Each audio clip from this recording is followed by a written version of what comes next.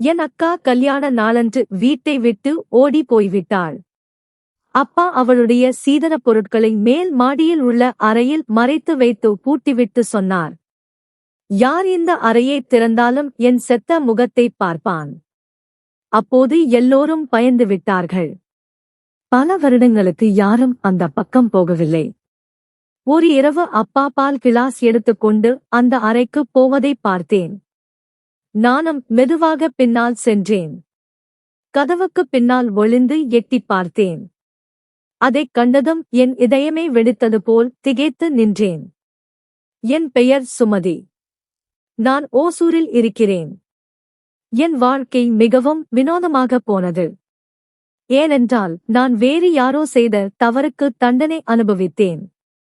நாங்கள் 2 பெண்கள், ஒரு தம்பி. பெரிய அக்கா மிகவும் அழகாக லட்சணமாக இருந்தாள். அப்பாவுக்கு அவள் கண்ணுக்குள் இருக்கும் கருவிழி மாதிரி. எனக்கும் என் அக்கா மீனா மேல் மிகவும் பாசம். அதனால் அவளைப் போலவே ஆகஸ்ட் வேண்டும் என்று ஆசைப்பட்டேன். அவள் சப்பாத்தி மாவு பிசைந்தால் நானும் அடம் பிடிப்பேன். எனக்கும் மாவு பிசைய வேண்டும் என்று. அவள் சமைத்தால் அப்பா அவள் சமையலை புகழ்ந்து பேசுவார். அக்காவும் மனிதன்தானே. மனிதர்கள் தவறும் செய்வார்கள், சரியும் செய்வார்கள். நான் முன்னால் சொன்ன மாதிரி என் அக்கா மிகவும் அழகாக இருந்தாள். அவள் டிகிரி முடித்த உடனே அவளுக்கு ஏகப்பட்ட இடங்களிலிருந்து கல்யாண பேச்சு வர ஆரம்பித்தது. சொந்தக்காரர்களில் போட்டி போட்டுக் கொண்டிருந்தார்கள். அவளை எப்படியாவது நம்ம வீட்டு மருமகளாக்க வேண்டும் என்று. அவர்களும் சும்மா சும்மா நம்ம வீட்டுக்கு வந்து போய்க் கொண்டிருந்தார்கள். அப்பா யோசித்தார். ஒரு வீட்டில் என் பெண்ணைக் கொடுத்தால் மற்றவர்கள் சும்மா என்னை கோபிப்பார்கள். அதனால் அப்பா ஒரு முடிவு எடுத்தார். சொந்தக்காரர்கள் யாருமே இல்லாத தூரத்தில் என் அக்காவுக்கு கல்யாணம் செய்து வைக்க வேண்டும் என்று. ஆனால் அப்போது என் அப்பாவுக்கு தெரியவில்லை அவர் எவ்வளவு பெரிய தவறு செய்யப் போகிறார் என்று. அவர் அக்கா வாழ்க்கையில் இவ்வளவு பெரிய முடிவு எடுப்பதற்கு முன்னால் அவளை பக்கத்தில் உட்கார வைத்து மனசு விட்டு பேச முயற்சி செய்திருக்க வேண்டும். அவள் தலையில் கை வைத்து ஒரு தடவையாவது கேட்டிருக்க வேண்டும். நீயும் உன் எதிர்காலத்தைப் பற்றி ஏதாவது யோசித்திருக்கிறாயா? எனக்குச் சொல்லு.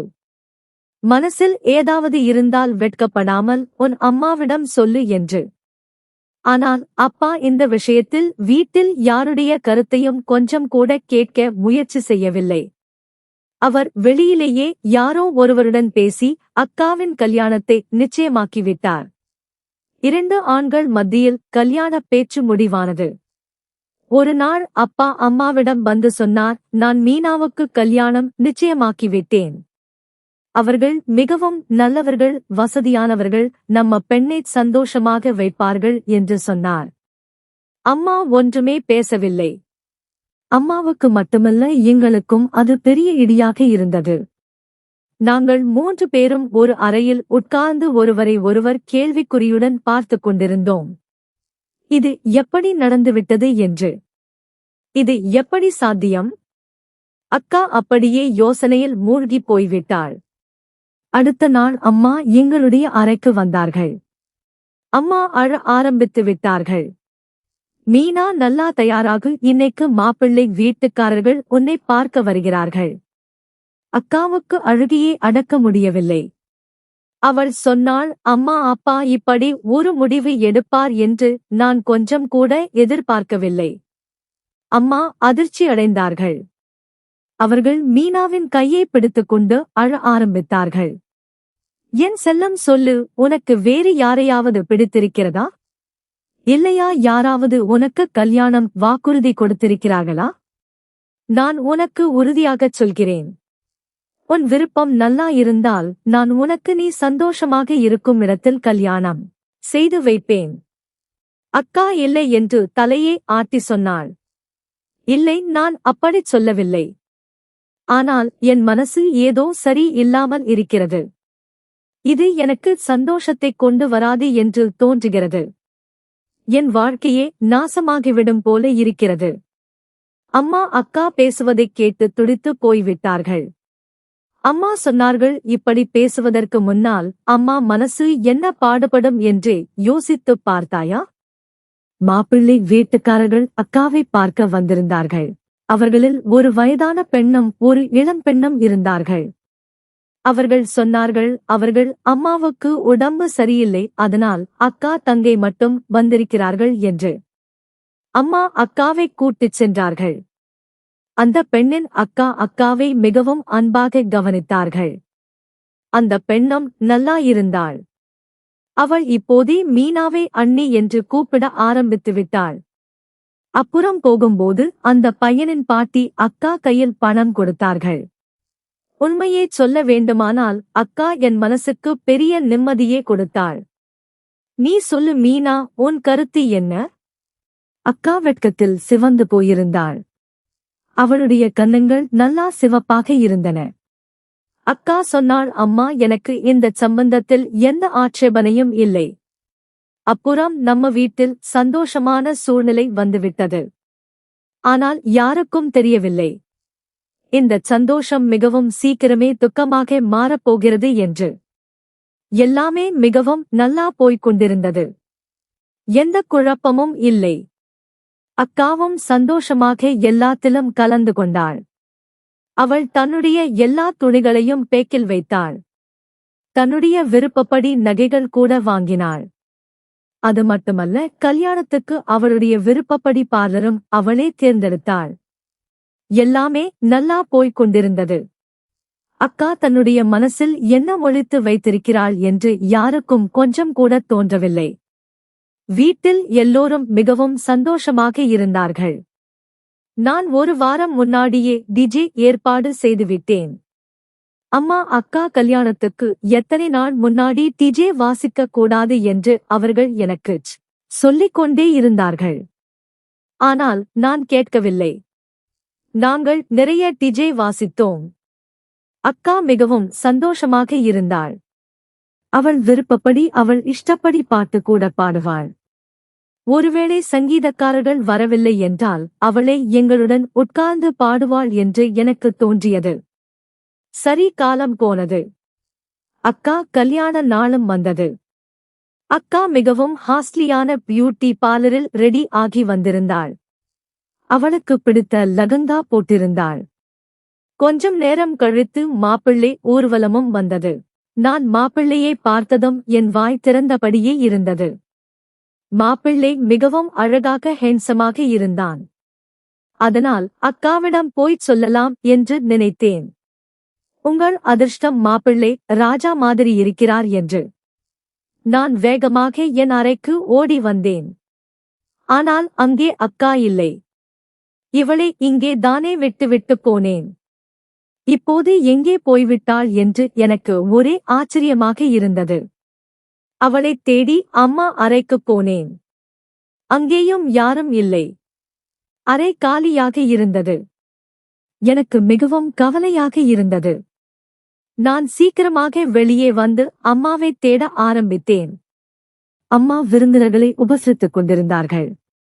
நான் அம்மா கையை பிடித்து ஒரு ஓரமாக கூட்டிச் சென்று, அம்மா, மீனா அக்கா எங்கே என்று கேட்டேன். அம்மா சொன்னார்கள், அவள் அறையில் இருப்பாள் என்று. நான் சொன்னேன், அவள் அறையிலும் இல்லை என்று. அம்மா என் கையை உதறி, எப்போதும் இப்படித்தான் இருப்பாள். போய் விருந்தினர்களைப் பார் என்று சொன்னார்கள். ஏதோ தவறாக நடக்கப் போகிறது என்று அவர்களுக்கு தோன்றுவது போல அந்த மாதிரி பேசினார்கள். அப்போது நான் அம்மா கையை பிடித்து உழுக்கினேன். அம்மா, எனக்கு மிகவும் பயமாக இருக்கிறது என்று சொன்னேன். அம்மாவும் திடுக்கிட்டார்கள்.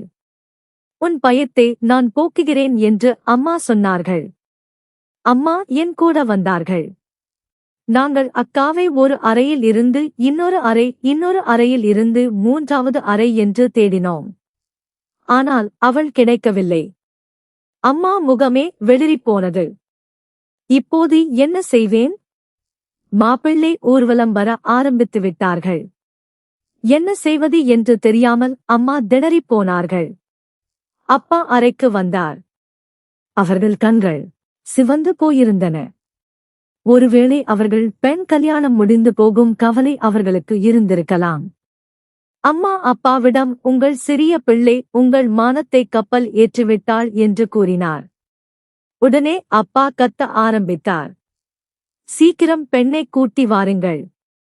அங்கே மாப்பிள்ளை ஊர்வலத்துக்கு டைம் ஆகிறது என்று மாப்பிள்ளை வீட்டுக்காரர்கள் சொன்னார்கள்.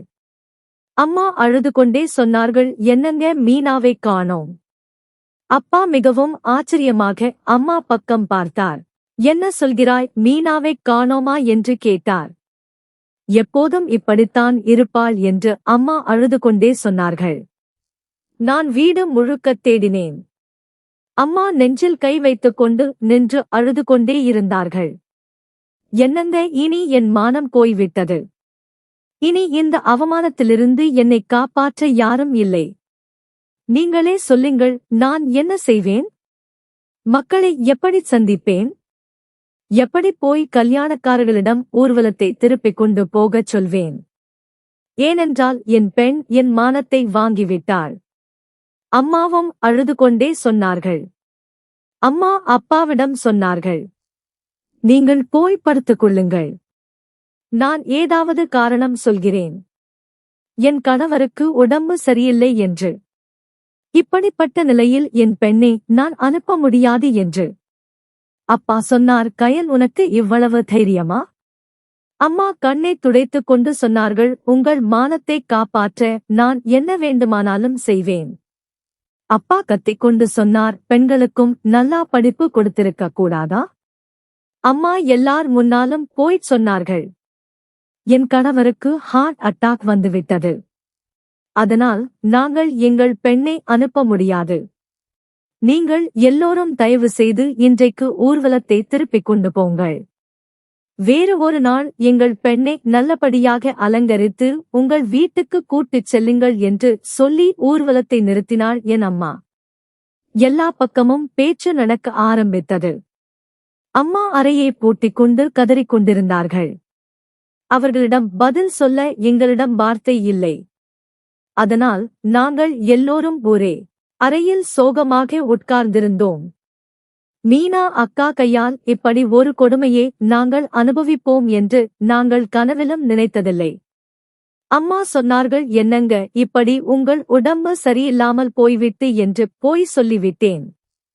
என்னை மன்னித்துக் கொள்ளுங்கள் என்று சொன்னாள் என் அம்மா. நீ பேசாமல் இருக்க கயல். உனக்கு என் மேல் இவ்வளவு அக்கறை இருந்தால் உன் பெண்களை அடக்கி வைத்திருக்க வேண்டும் என்று கோபமாக கூறினார். அம்மா மிகவும் வெட்கப்பட்டு போனார்கள். அப்பா அக்காவுக்கு கொடுக்க வேண்டிய சீதனத்தை அறையில் தூக்கி போட்டு பூட்டிவிட்டார். இன்றைக்கு அப்புறம் யாராவது அந்த அறை பக்கம் போனால் என் செத்த முகத்தை பார்ப்பீர்கள் என்று சொன்னார். அதற்குப் பிறகு எங்கள் வீட்டில் ஒரு விசித்திரமான சூழ்நிலை இருந்தது.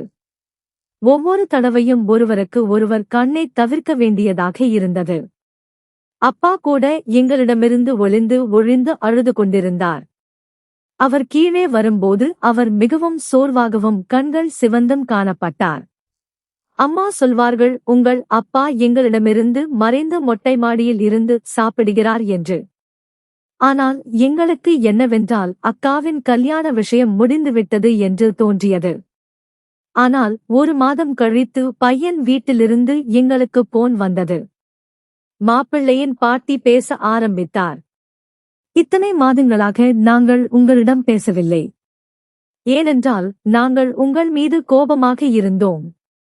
நீங்கள் திருமண ஊர்வலத்தை திருப்பி அனுப்பிவிட்டீர்கள். ஆனால் இப்போது நிதானமாக யோசித்தபோது உங்களுக்கும் சில நிர்பந்தங்கள் இருந்திருக்கலாம். உங்கள் மரியாதையை காப்பாற்ற பெரியசாமியின் உடல்நிலை சரியில்லை என்று சாக்கு சொல்லியிருக்கலாம். அப்படி ஏதும் இருந்தால் அதிலும் எங்களுக்கு எந்த ஆட்சேபனையும் இல்லை. நீங்கள் நினைத்தால் உங்கள் வீட்டில் கலந்து பேசி உங்கள் இளைய மகளை எங்களுக்கு திருமணம் செய்து கொடுக்கலாம். ஏனென்றால் நாங்கள் நிறைய இடங்களில் சம்பந்தம் தேடினோம். ஆனால் உங்கள் குழந்தைகளைப் போல் எதுவும் இல்லை. எல்லா இடங்களிலும் கலப்படம்தான் இருந்தது. உங்கள் குடும்பம் எங்களுக்கு பிடித்திருக்கிறது. அதனால் எப்படியாவது உங்களுடன் உறவு வேண்டும் என்று விரும்புகிறோம் என்றார். உடனே அம்மா, சரி, நான் என் கணவரிடம் கலந்து பேசிச் சொல்கிறேன் என்று சொல்லிவிட்டு அம்மா போனை வைத்துவிட்டு என்னிடம் பேச ஆரம்பித்தார். சுமதி, நீ சொன்னால் இந்தச் சம்பந்தம் ஓகே. நான் என் தோள்களை குலுக்கினேன். அக்கா ஓடிப்போன பிறகு அப்பா என்னை கொடுமைப்படுத்திய விதத்தை பார்த்தால் அவர் என்னை வெறுப்புடன் பார்க்கிறார். இந்தச் சம்பந்தம் முடியக்கூடாது. நான் இங்கிருந்து போய்விட வேண்டும்.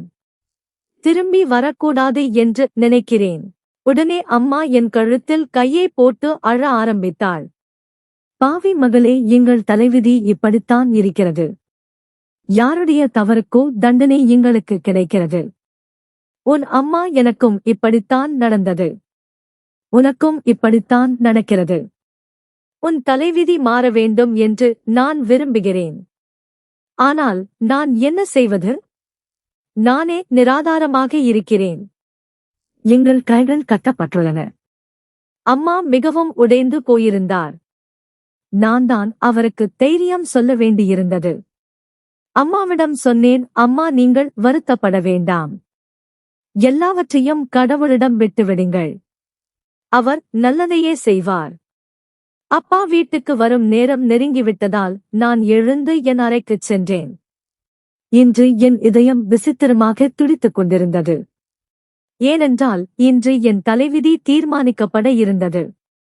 வீட்டில் கதவு திறந்ததும் நான் என் அறையின் ஜன்னலில் வந்து உட்கார்ந்தேன். அப்பா வந்தார். முதலில் அவர் அங்கும் இங்கும் பார்த்தார். முற்றத்தில் யாரும் இல்லை என்பதை உறுதிப்படுத்திக் கொண்டு மெதுவாக சமையலறைக்குள் சென்றார். அவரது நடத்தை எனக்கு ஆச்சரியமாக இருந்தது. சிறிது நேரம் கழித்து அவர் சமையலறையிலிருந்து திரும்பி வந்தபோது அவர் கையில் ஒரு டம்ளர் பால் இருந்தது. முதலில் அங்கும் இங்கும் பார்த்தார். ஏதோ பெரிய புத்திசாலித்தனமாக காரியம் செய்வது போல் இருந்தார். பிறகு மெதுவாக படிக்கட்டுகளில் ஏற ஆரம்பித்தார். மொட்டை மாடிக்குச் சென்றார். நான் அப்படியே அதிர்ச்சியில் உறைந்து போயிருந்தேன். என் கண்களால் பார்த்தது எல்லாம் என்ன? இது மிகவும் சாதாரண விஷயம்தான். ஆனால் அப்பாவின் ரகசியமான நடத்தை அதை விசேஷமாக்கியது. அம்மா அப்பா வந்த பிறகு ஏன் அறையிலிருந்து வெளியே வரவில்லை என்ற கவலையும் எனக்கு ஏற்பட்டது. ஏனென்றால் அவர் அறையிலிருந்து திரும்பி வந்ததும் அம்மா எல்லாவற்றையும் விட்டுவிட்டு அப்பாவிடம் வந்துவிடுவார். அவருக்கு சாப்பாடு பரிமாறி சூடான சாப்பாடுகளைச் செய்து கொடுப்பார். நான் மெதுவாக அம்மா அறையில் சென்று பார்த்தேன். அவர் தூங்கிக் கொண்டிருந்தார். சரி, அப்பா அரை மணி நேரம் கழித்து மொட்டை மாடியிலிருந்து இறங்கி வந்தார். அவரது நிலைமை விசித்திரமாக இருந்தது. நான் என் அறையின் ஜன்னலிலிருந்து எல்லாவற்றையும் பார்த்துக் கொண்டிருந்தேன். அம்மா அப்பாவிடம் சொன்னார், இன்று மாப்பிள்ளை வீட்டிலிருந்து போன் வந்தது. அவர்கள் இப்போது நம்முடைய இளைய மகளை திருமணம் செய்ய கேட்கிறார்கள் என்றார். அப்போது அந்த நேரத்தில் தட்டை தூக்கி எறிந்துவிட்டு கோபமாக கத்த ஆரம்பித்தார். அவர்களிடம் சொல்லுங்கள், என் மகளின் தலைவிதியில் இன்னும் இவ்வளவு கெட்ட நாட்கள் வரவில்லை. உங்களைப் போன்ற மானங்கெட்டவர்களுக்கு சம்பந்தம் செய்து கொடுக்க எனக்கு விருப்பமில்லை. நானும் உட்கார்ந்திருந்த இடத்திலேயே அம்மாவும் அதிர்ச்சியில் உறைந்து போயிருந்தார். அம்மா சொன்னார், என்னங்க உங்கள் இந்த வார்த்தைக்கு என்ன அர்த்தம்? அப்பா தலையே இல்லை என்று ஆட்டினார். இனிமேல் அவர்கள் போன் செய்தாலும் எடுக்காதே. அப்போது அம்மா கோபமாகச் சொன்னார், உங்களுக்கு உங்கள் அறிவின் மீது பெரிய நம்பிக்கை இருந்தது. பெண்கள் குறைந்த அறிவுள்ளவர்கள் என்று சொன்னீர்கள். இவ்வளவு பெரிய தவறு எப்படி நடந்தது என்று அம்மா கோபமாக கேட்டாள். அப்பா கோபத்தில் கதவை தள்ளி தள்ளி அடித்து வெளியே போய்விட்டார். அம்மா கதறி கதறி அழ ஆரம்பித்தார். அவள் சொன்னாள், மீனா, நீ என் வாழ்க்கையை நாசமாக்கிவிட்டாய். உனக்கு நான் என்ன சொல்லுவேன்? அம்மா எப்போதும் மீனாவின் துக்கத்தில் மூழ்கியிருந்தாள். அண்ணன் பள்ளியிலிருந்து டியூஷனுக்கு போய்விட்டு பிறகு கிரிக்கெட் விளையாட போவான். அவன் இரவு வெகுநேரம் கழித்துத்தான் வீடு திரும்புவான். அவனும் வீட்டின் சூழ்நிலையிலிருந்து தப்பிக்க விரும்புவது போல் இருந்தது. இப்போது அப்பா அடிக்கடி பானையில் பால் எடுத்துச் செல்வதை நான் பார்த்திருக்கிறேன். அந்த பால் கிளாஸை அப்பா ஏன் பானையிலிருந்து எடுத்துச் செல்கிறார் என்று எனக்கு புரியவில்லை. இப்போது நான் எப்போதும் இதைப் பற்றி கவலைப்பட்டுக் கொண்டிருந்தேன். அதனால் எனக்கு தூக்கம் வரவில்லை. நான் நாள் முழுவதும் மீனா அக்காவை நினைத்துக் கொண்டிருந்தேன். மீனா எனக்கு ஒரு நல்ல தோழியாகவும் இருந்தாள். அவளில் அவ்வளவு பெரிய தவறைச் செய்திருக்கக் கூடாது. இரவு மிகவும் இருண்டுவிட்டது. சுற்றுப்புறத்தில் நாய்கள் குரைக்கும் சத்தம் கேட்டுக்கொண்டிருந்தது. நான் எழுந்து என் அறையின் ஜன்னலில் உட்கார்ந்தேன். அப்போது எனக்கு ஏதோ வித்தியாசமாகத் தோன்றியது.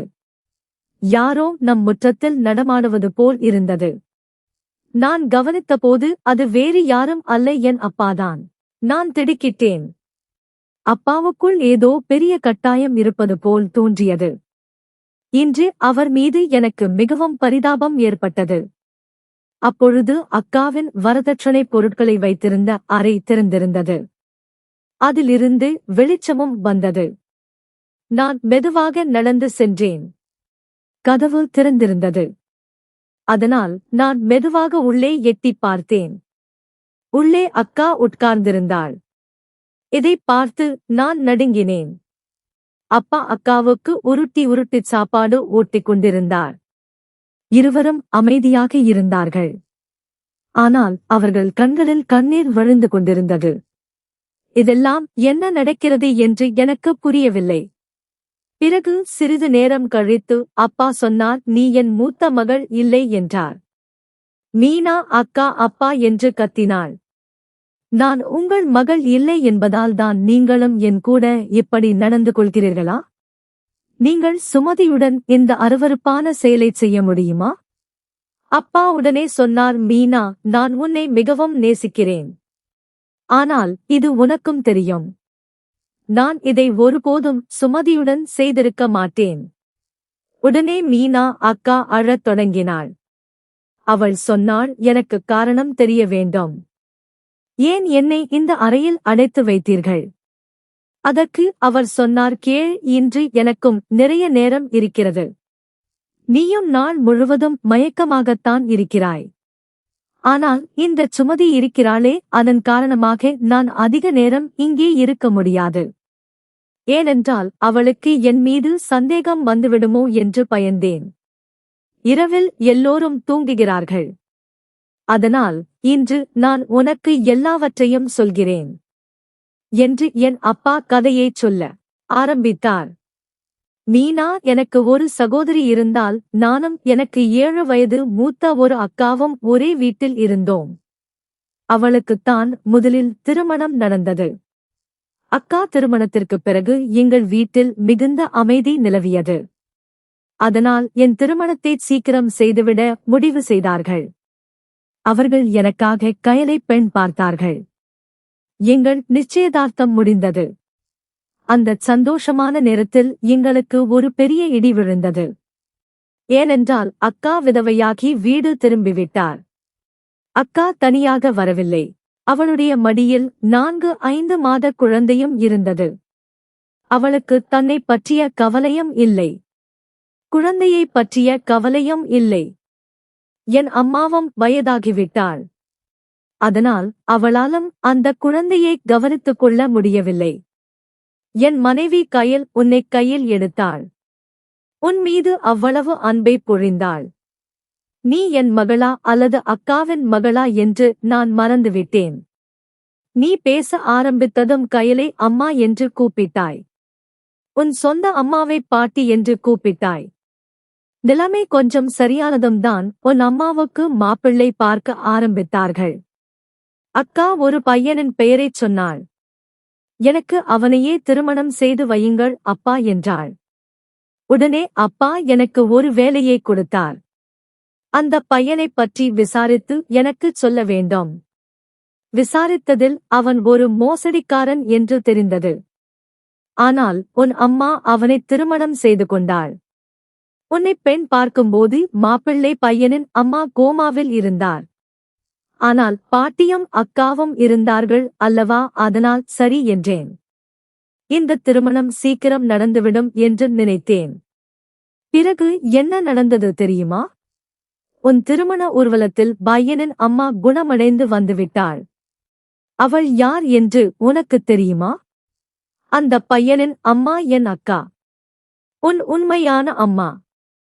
அதாவது அந்த பையன் உண்மையில் உன் அண்ணன். இதையெல்லாம் பார்த்து நான் மிகவும் கவலைப்பட்டேன். அதனால் நான் உன்னிடம் சொன்னேன், என் பேச்சைக் கேள் என்று. பிறகு உன்னை ஒரு அறையில் அடைத்துவிட்டேன். காலையில் கயல் கிட்ட எல்லா உண்மையும் சொல்லிவிடலாம் என்று நினைத்தேன்.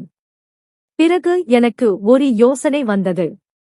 நான் உன் அம்மாவின் திருமணத்தை நடக்க விடாமல் செய்து அவளை வீட்டை விட்டு ஓட வைத்துவிட்டேன். இப்போது உன் திருமணமும் நடக்கப் போவதில்லை. நீயும் உன் அம்மாவைப் போலவே வீட்டை விட்டு ஓடிவிடுவாயோ என்று எனக்கு பயமாக இருந்தது. அதனால்தான் உன்னை இங்கேயே அடைத்து வைத்தேன்.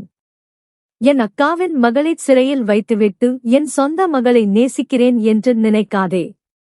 உன்னை நான் சிறையில் வைத்த நாளிலிருந்து சுமதியுடன் பேசுவதையும் நிறுத்திவிட்டேன்.